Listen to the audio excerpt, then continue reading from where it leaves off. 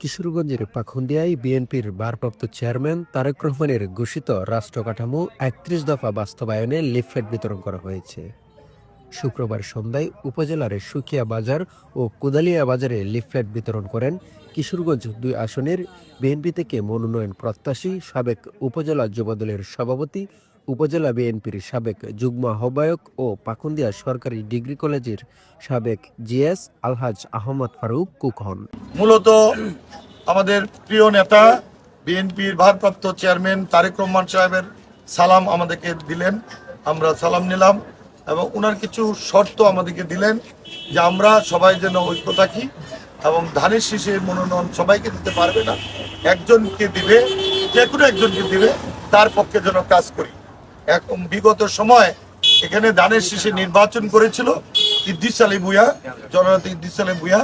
তখন কতিপয় মানুষরা তারা করছিল, মুথার ব্যাপারী মিছিল করেছিল।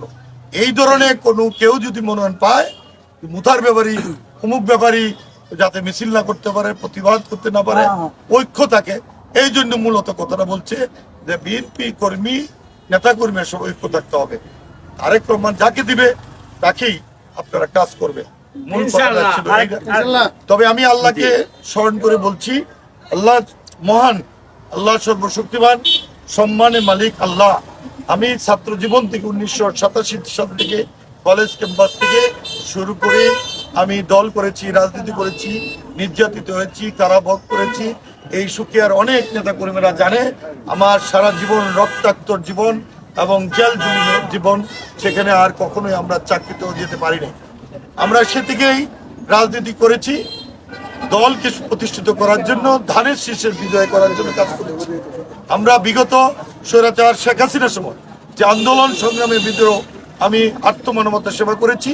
আমার বাবা মরহুম আল্লাহ নুরুল ইসলাম সাহেবের ফাউন্ডেশনের মাধ্যমে আমি হুইল চেয়ার, ত্রাণ সামগ্রী, বিভিন্ন করোনা সামগ্রী দিয়ে আমি মানুষের সেবা করেছি।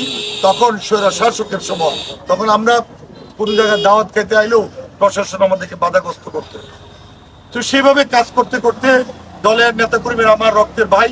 আমি শুধু বলবো, আমরা এখন আর সময় নেই। পাকুন্দিয়া কটিয়া দিতে অনেক গ্রুপিং দেখেছি। আমি অনুরোধ করব, আসুন আমরা এই সকল গ্রুপিং বন্ধ করুন, বন্ধ করে ঐক্যবদ্ধ হন।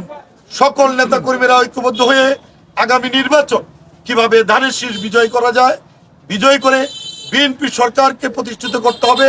বিএনপি সরকার ক্ষমতা গেলে দেশের জনগণ শান্তিতে বসবাস করতে পারবে, জনগণের স্বাস্থ্য সেবার উন্নতি হবে, রাস্তাঘাটের উন্নতি হবে। বিএনপি যাতে ক্ষমতা না যেতে পারে, বিগত সরকার শেখ হাসিনা সরকার অত্যাচার অবিচার করে যুব সমাজের 17 বছর কোনো ভোট দিতে পারে নাই। এই দেশে স্বাধীনতার সার্বভৌমত্ব রক্ষার জন্য, এই দেশটাকে বাঁচানোর জন্য একমাত্র ছাতা হচ্ছে আমাদের বিএনপি। বিএনপির ছাতা তুলে ঐক্যবদ্ধ হওয়ার জন্য আমি আহ্বান জানাচ্ছি। দল নির্বিশেষে মানুষের কাছে আমরা বলবো, আসুন বিএনপি ক্ষমতা গেলে আপনারা সুন্দরভাবে বসবাস করতে পারবেন, সুন্দর জীবনযাপন করতে পারবেন, নিরাপত্তায় থাকতে পারবেন।